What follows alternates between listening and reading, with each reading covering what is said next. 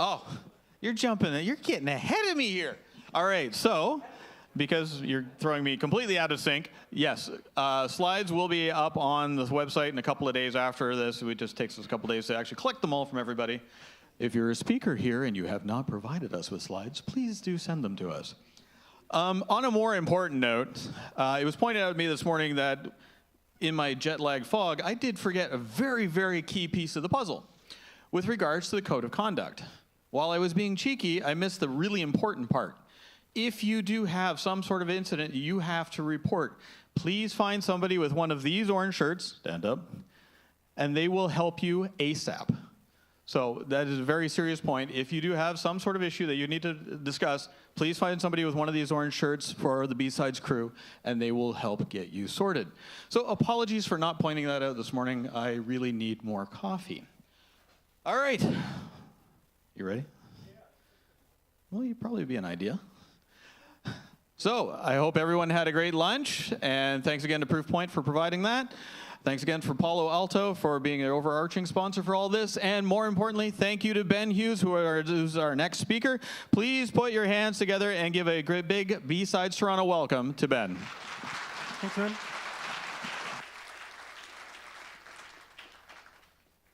I hope everyone's nice and tired and sleepy from wine and food at lunch. It's what a speaker really wants, is everyone falling asleep, but I came here on a red eye, so I too am falling asleep. So if someone could just like run at the stage and lift me up if I fall asleep, that would be appreciated. Cool. Yep, this is BSides, you're well aware. My slides will be up at the end, so you don't have to panic too much about that. There is slides from 2 other BSides there, because despite the rigor of the CFP process, I've made it through 3 times. Cool. On with the show. Who am I? I'm Ben Hughes. I'm a security engineer at Stripe. We do them credit card things. If you've heard of Shopify, you've probably given us money. I used to be doing infrastructure security at Etsy. And if you haven't bought stuff on Shopify, you've probably bought stuff on Etsy. And I used to do infra stuff at Puppet Labs, or Puppet. And if you're at this, you might know of Puppet. You might have owned Puppet. You might have been owned through Puppet. And because I'm really smart, I once wore these shorts and some skate shoes, probably not these ones, to Montreal in winter, which was not my cleverest move to date. So the talk, yes, there is one. Is security even important? Quite a fighting talk, but hey, all the other talks have been lovely, so I figured I'd come out swinging. So is security important? Of course security is important. You paid a lot of money for a ticket to RSA, which I'm sure you've all enjoyed. Sector tickets are cheaper, so you should go to that instead. In fact, just don't go to RSA. It's generally the best advice in the industry. Where I won't be giving this talk. This is US dollars. This isn't your sensible plastic money, which quite rightly has the Queen on it. Different Queen, not the same Queen. Yours is the Queen of Canada. Different Queen. Same person, different Queen. The cybersecurity market is meant to reach some ridiculous number, and is expected to reach an even bigger number because numbers go up. And again, those are freedom dollars. They're not Canadian dollars. They're good, honest freedom dollars in Fahrenheit. Yeah, so there's all these ridiculous predictions. There's Gartner on there, because otherwise, it would be remiss not to have a magic quadrant somewhere. Does anyone know the magic of the magic quadrant? Is there a quadrant wizard? How much do I pay? Oh, to Gartner. I know, they've stopped talking to me. So what about the people in security actually making money, who aren't the giant vendors? The really important people in security. The ones who actually make bank.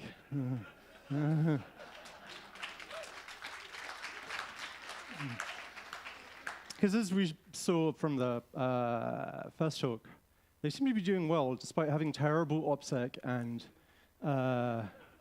like just buying lol hacks off of forums $50, and yet they're still like profiting. Cool. I'm not going to make any questions on their comments on their socioeconomic groups, as that seemed quite a contentious point earlier. But this is what they look like.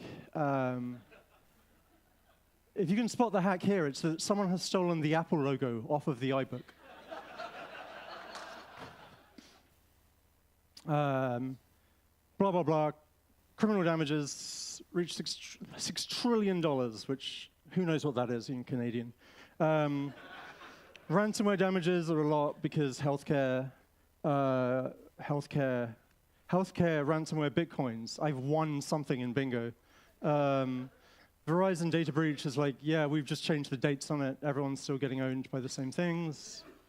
And ThreatBot did a better version. So cybersecurity, all of this is like, many of these are from CSO Online, which if any of you are CSOs in the audience, I'm sorry. It's like a dry website. But then you're CSOs. So there's only one interesting link in all of that. So cybersecurity, or security as we call it, or InfoSec, or hacking if we're really cool, is a very serious business, as is pointed out in every breach report. Like the security of your data, the functionality of your servers, and your confidence in Linode are extremely important to all of us, except Linode, who are running Cold Fusion, and then got hella owned. But that was in their breach notification that it's extremely important to them. But we also run Cold Fusion, so important Cold Fusion. Yeah. Slack, who I love as a dear company, earning your trust through the operation of a secure service will always be our highest priority. It's very interesting wording. I probably know who wrote that. I'll be nice to them. Target, when they got ever so slightly completely fucking owned. Your trust is a top priority. So it's not the top priority. It's just like up there. How many priorities are, never mind. Security is blah, blah, blah, at blah, blah, blah. I could, if I wanted to make a breach report generator, I could just do this. So how serious is this serious cybersecurity industry? Serious. Extremely important, serious. They're uber serious. This is a case study, if you've heard of this popular ride-sharing company based frighteningly close to my old apartment in San Francisco. Uber will pay a bunch load of cash to settle some claims because only 57 million customers, drivers, riders, names, email address, phone numbers, probably other exciting PII, just kind of got taken by at least one person, and then they went, I know what we can do.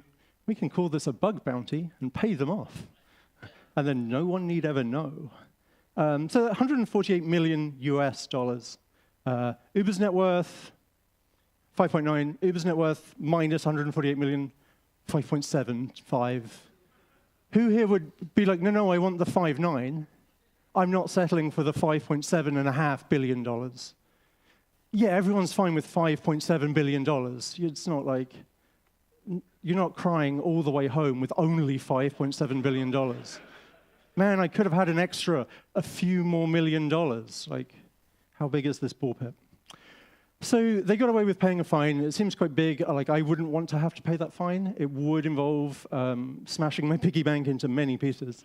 But for Uber, who've had so much investment for, I don't know, whatever they do, they make self-driving cars, or as we call them, trains. Drives me mad. Yay, socialism. I can say that here. So what they had to go to the court, and the Senate and the CSO or CISO left. 4 went to the hearings. There was Katie Mazuris from Lisa Security. There was HackerOne. So they kind of got in trouble with the Senate, but like they're still going as a company. Seems to do. There's this thing. Anything in this even harder to read color is probably a link. So you can go and read all the CSO Online articles afterwards if you are having trouble sleeping. Did they throw the CSO under the bus? So Joe Sullivan, who was their CSO, or CSO, because they have both. I didn't really understand their internal politics. He got fired or he left, probably with a ridiculous settlement, and now is running security at Cloudflare. So huge ramifications there. Like, oh no, I got found out. I'll just leave this company and go to another really well-paying other company to do the same thing. Yeah, well, you've learned your lesson. Cool. Intel. This is now my second favorite caption competition. Like, what is going on? But that's like a CEO of Intel, blah, blah, blah. Probably not the right one for this. I don't know if you've heard of Meltdown and Spectre. They're both GIFs that eventually turned into bugs. I believe that's how the process works. You basically hire some designers, and then they come up with cool images, and you're like, shit, now we have to reverse engineer some stuff. I also can't think of Spectre without thinking it's like some 80s cartoon, but just showing my age. So, fun game. Audience, who on this graph can tell me when Intel announced Meltdown and Spectre, and this is their share price? I mean, yeah, just like throw a number 1 to 10 across the room. Where do you think? I'm not getting a lot of audience feedback, so I'll just dive in. It's about around here, shortly before it goes uploads. So they announced like, oh yeah, the biggest vulnerability to ever hit silicon that will not really be fixed, possibly forever, and is in maybe millions, if not more, CPUs around the world in loads of architectures. Like, yeah, that really messed them up. Because it was in like February, and then they had an excellent start to the first half of the year, and they expect 2018 to be a record. So, biggest flaw ever, biggest security vulnerability ever, put in hardware. We're making dollars. So yeah. There's no implications for the largest, most ingrained vulnerability, possibly of all time, in the whole of computing, pretty much affecting every device from cell phones to networking infrastructure to all of AWS to Linode to they probably sold more CPUs out of this. But like there are some ramifications. The Intel CEO resigns. Which is why he's looking very anguished there. He also sold like $24 million of stock, like before announcing the breach. But remember, security is job number one. Job number one. After insider trading, security is number one. Good old Theo, the People's Pirate Durats, and the Core 2 duo, was saying this in the erratas, because all CPUs are now released and they have massive erratas. And if that doesn't terrify you and think that security is a solvable problem when the most basic bit of hardware in your entire machine has a list of bugs in it at shipping time that everyone can read, and you're like, definitely going to secure this application, because there isn't bugs all the way down in like microcode and silicon. So yeah, that's pretty fixable. So why did Brian resign? Was it the SEC filing? Was it the massive security breach? No, it's because he was having a relationship with an employee. Almost as if like insider trading and a massive vulnerability aren't that important. Sony pictures. How long must they have spent buffing that logo? Which you probably can't see because this is going through a VGA adapter, because apparently this setup is from Canada's phone network time of the 1800s. Ooh, but true. I'm sorry, who here loves Rogers who doesn't work for them?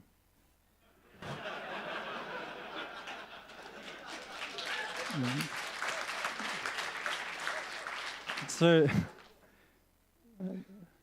this is where another place I won't be giving this talk. So Sony got owned. This became their website for a bit. Good job, them. Wow, that's really legible.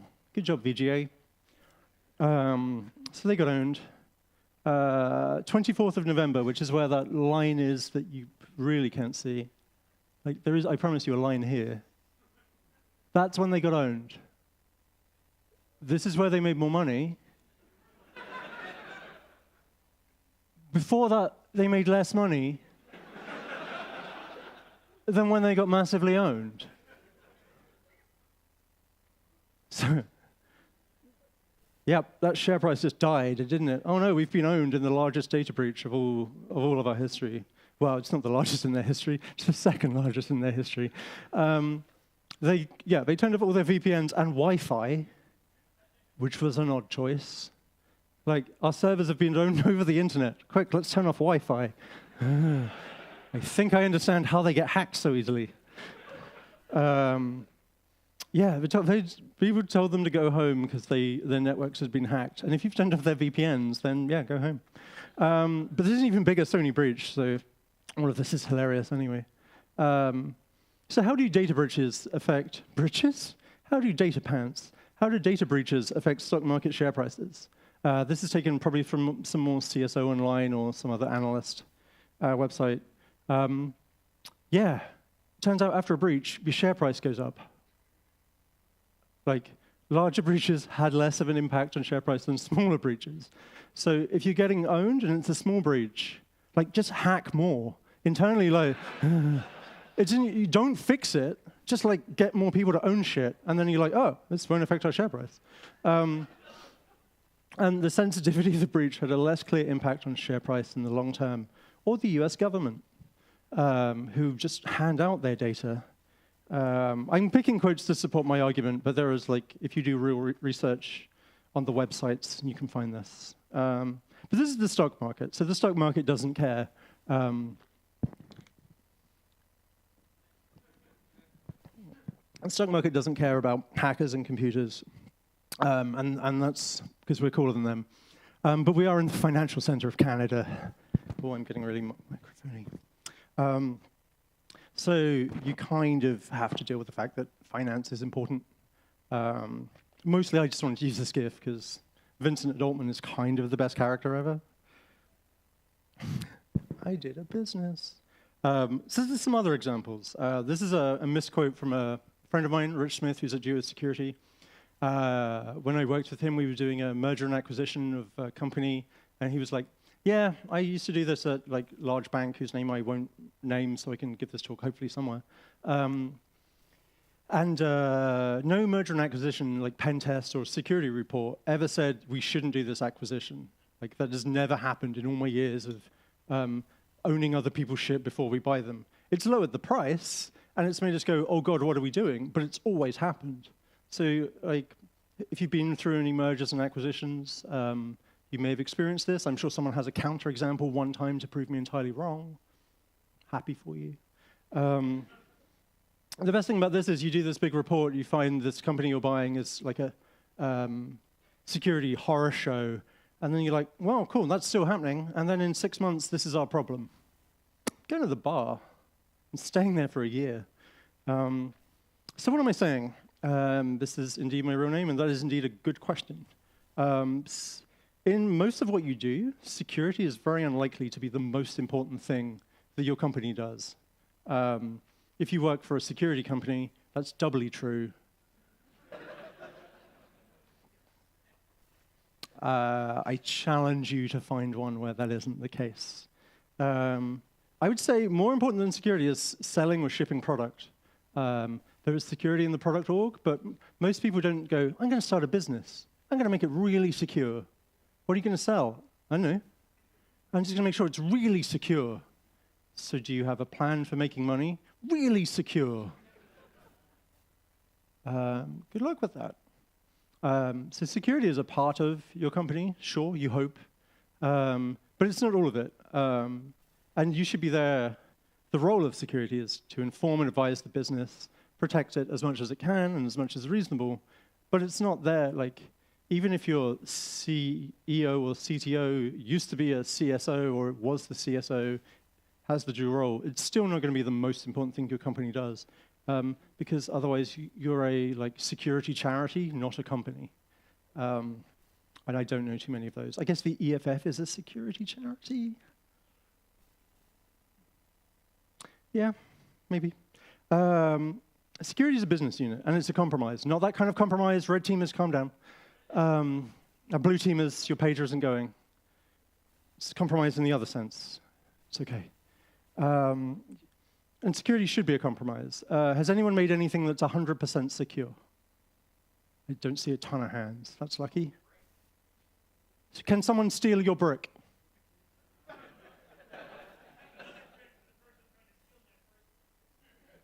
What about if there are two of them?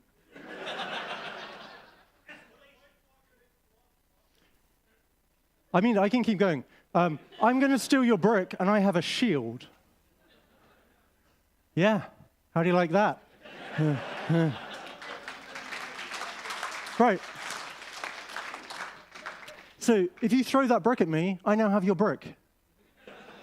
Which is what I was trying to do in the brick stealing thing. Even bricks have O-Day. Anyone wants to OH that, I will take full responsibility for nothing. If you make something 100% secure, whether it's a brick or whether it's a computer system, it probably wouldn't do anything. And if it did, it wouldn't do anything well.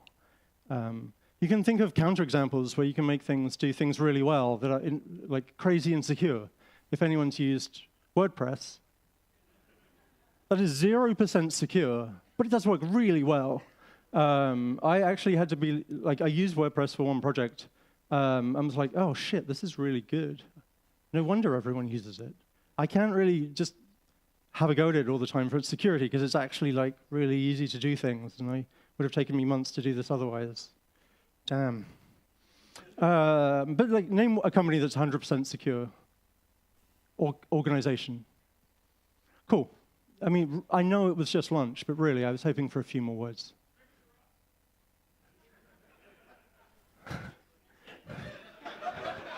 I see. You're really cementing your position. The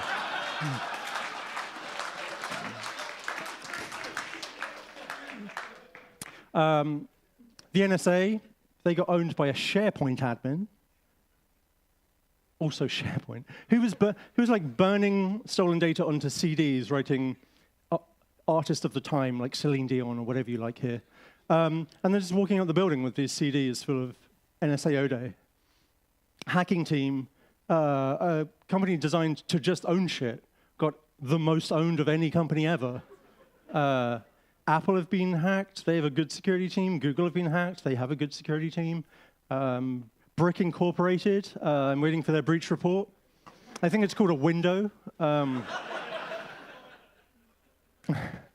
So your job as a security person is to balance the risk trade-offs between your company being secure and your company actually doing something. I'll give you a wonderful example. The wonderful Alex Samos, who I have a lot of respect for. The only trouble is, with this image, I can only think this. Aliens. So Alex is a great person, but he left Yahoo! In 2015 because of them working with the NSA or FBI to give them more insight than they would normally have into Yahoo's customers. Yahoo's customers, there's a phrase. People who hadn't deleted their Yahoo account because they didn't know they still had one. He left Facebook in 2018 because of a whole bunch of things. His security team weren't being, whatever those words say. You can read words. So there was a conflict in the business between what he thought was secure and what Facebook, the company, were like, yeah, we kind of don't care about what you're saying. So when one of the CSOs at the top company in the world, and a company who's done amazing, amazing things, like we all quite like OzQuery. Yeah. Wow. Thank you, thank you. That's fine. You don't patronize me. End-to-end encryption in WhatsApp.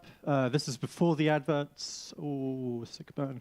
But they're not above compromise as a business unit, or in fact, parts of the business will argue against them, going, you can't do that. So yeah, so what does all this mean? This isn't some them and us thing. It's me trying to say, oh good, I know what the time is. This is me saying your job is to help the business. You're employed probably to help your business to do things the business wants. You're not employed to set up the most amazing security academic research lab, proving like end-to-end secure things for everything, because then you're working in a university and you can afford to eat.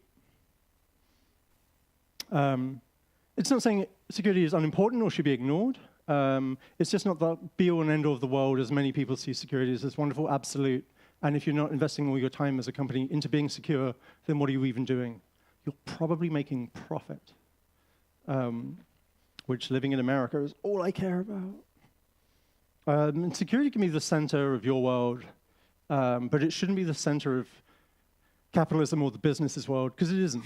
Like the business cares about security probably more, but like as much as they care about like the printer team or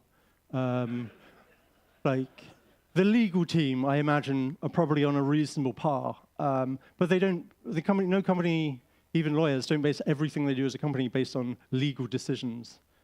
Again, Uber. It's often like a compromise between all of these things.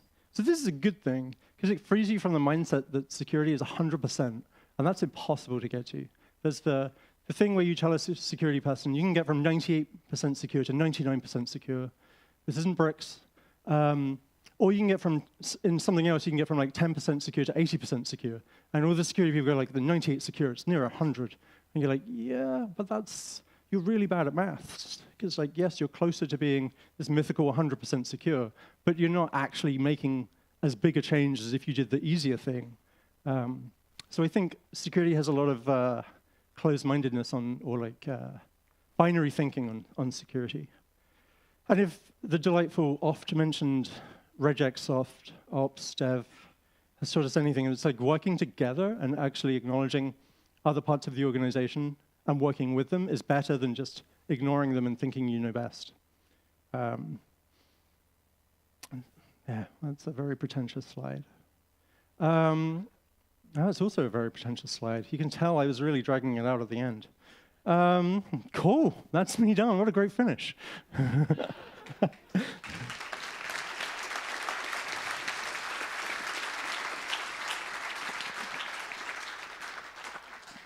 If you have questions that aren't brick-related, please do your own talk on bricks. I will heckle the shit out of you.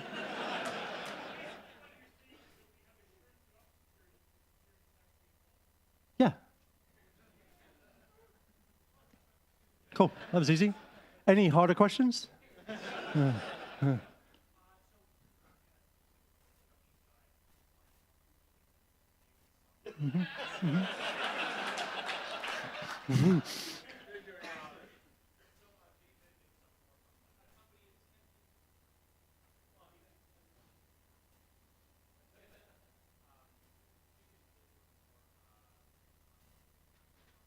Yeah, will a PCI company have to face more financial stringency and like fines?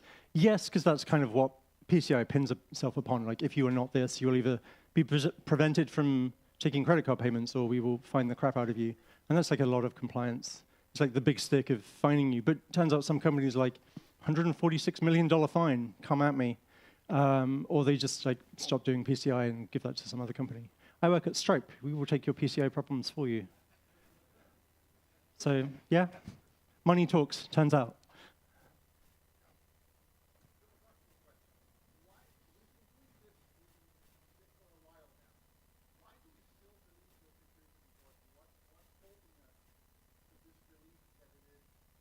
Why do we still believe security is important?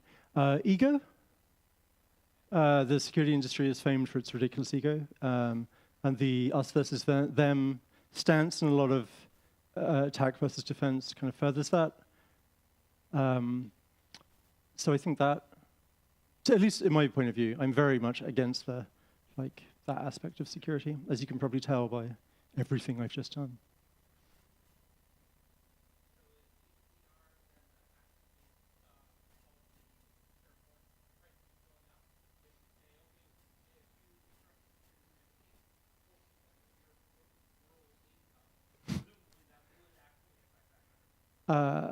Funny things about GDPR is you notice you got all those emails a few months ago, and suddenly everyone took your privacy really seriously because 4% of their income every day would hurt. Yeah, so there's that. And the difference is in Europe, there was like, oh yeah, GDPR, that's really cool, everyone's getting secure. And in the US, it was like, fucking GDPR ruining everything. Now we have to, and you're like, oh yeah, you two sides of the world have different mindsets. No, you were going like, I now have to fill out loads of information about database tables. Have I took too long? Thank you kindly. Thank you very much. Ben, thank you.